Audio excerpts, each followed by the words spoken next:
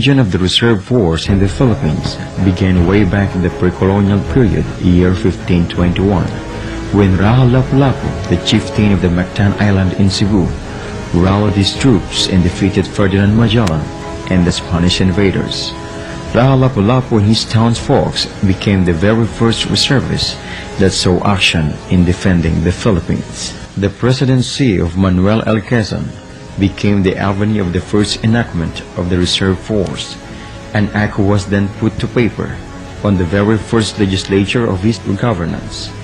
Commonwealth Act No. 01 ensured that Philippines will be prepared to thwart off any invasion or aggression of some sort by any nation or entity, and thus called upon its citizens to provide manpower to the fledgling Philippine Army.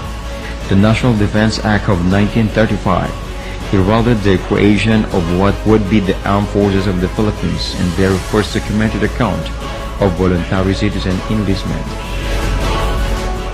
My fellow citizens, there is one thought I want you always to bear in mind, and that is that you are Filipinos, but the Philippines are your country and the only country God has given you. That you must keep it for yourself, for your children, and for your children's children until the world is no more. You must live for it and die for it if necessary. During the World War II, where Japanese made a surprise attack in the Philippines, Hunters ROTC, a Filipino guerrilla unit active during the Japanese occupation of the Philippines, and was the main anti-Japanese guerrilla group active in the area near the Philippine capital of Manila. It was created upon the dissolution of the Philippine Military Academy. Cadet Terry Adivoso refused to simply go home, as cadets were ordered to do, and began recruiting fighters willing to undertake guerrilla action against the Japanese. This force provided intelligence to the liberating forces led by General Douglas MacArthur, and took an active role in numerous battles, such as the raid at Los Baños. When war broke out in the Philippines, some 300 Philippine Military Academy and ROTC cadets were unable to join the USAFE units because of their youth. The Hunters ROTC banded together in a common desire to contribute to the war effort. Throughout the Bataan campaign, they worked to protect civilians and to assist the USAFE forces by way of intelligence and propaganda. During the Battle of Manila in 1945, the Hunters ROTC, under the command of Lieutenant Colonel Emmanuel Video Ocampo, fought with the U.S. Army from Nasugbo, Batangas to the Manila General Post Office. The Hunters also jointly operated with the Philippine Commonwealth Army and the Philippine Constabulary and the American soldier and military officers of the United States Army in many operations in Manila, Rizal, Cavite, Laguna, Batangas, and Tayabas, now Quezon. The aftermath of the World War II made the armed forces of the Philippines realize that there should be a need to rebuild and reorganize the defense of the nation. Reserve units were then organized to battalion combat teams with the sole purpose of force augmentation in case of another world war threat. Up until 1986, after the infamous EDSA Revolution, the unit was shortly deactivated since the armed forces of the Philippines at that time had undergone retraining and reorganization. 1991 was the new beginning for a new reserve force when Republic Act 7077, Reservist Act of 1991, was signed into law on July 1, 1991. It was also known as Citizens Armed Force Act or Reservist Law of 1991. The new legislation directed the AFP to organize and create units with the sole purpose of reservist management.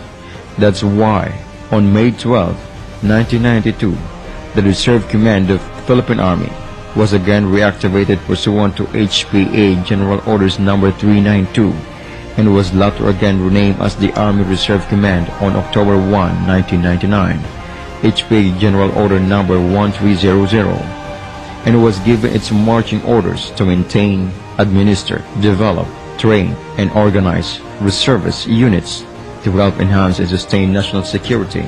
Policies being declared under Republic Act 7077 include: first, maintaining a standing of a regular military force for the security of state, which can be expanded to well-disciplined citizen forces in the event of war, invasion, or rebellion. 2. The citizen armed forces will have the opportunity to participate in protecting the security of the nation, and will also have the opportunity to assist in socio-economic development. 3. The call to personal military and civil service, wherein they would be organized, trained, developed, and maintained to ensure their capability and immediately respond to the call to serve. 4. The nation shall promote and develop the public support and awareness and the important role of the citizen armed force as protector of the people and the state.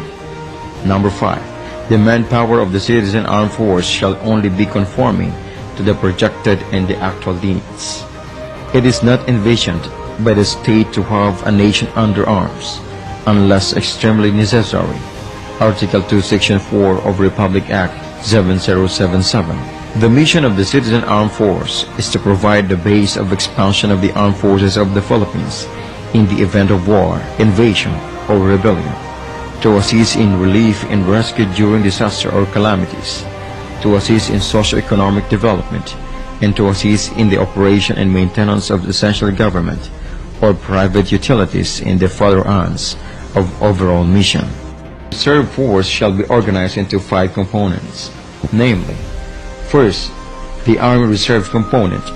They would be the primary unit of citizen armed force. The battalion equivalent of the reserve will be organized on a provincial basis.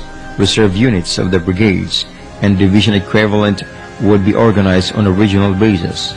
Their organizational structures and manning should be prescribed by the Secretary of National Defense, as much as possible shall conform to their existing civilian organization. 2. The Air Force Reserve Component. 3. The Navy Reserve Component. 4. The AFP-wide Technical Reserve Component. And 5. The Affiliated Reservists. Affiliated reserve are private and government entities, corporation establishments, and organizations at the national, provincial, and municipal levels, which provide essential public services such as water, light, transportation, and communications, where are necessary to support the prosecution of national defense plans or to meet an emergency shall be organized as affiliated units of the reserve force. Citizen soldiers are being categorized by the following. First, Category Reserve, composed of able-bodied reservists whose age is between 18 years and 35 years inclusive. Second Category Reserve, those whose ages are between 36 and 51 years provided that they are physically fit. Third Category Reserve are those who age above 51 and physically fit. Reserve forces are being classified according to their operational readiness for immediate deployment and utilization, which are the following. First, Ready Reserve. They are mostly composed of citizen soldiers belonging to First Category Reserve and others.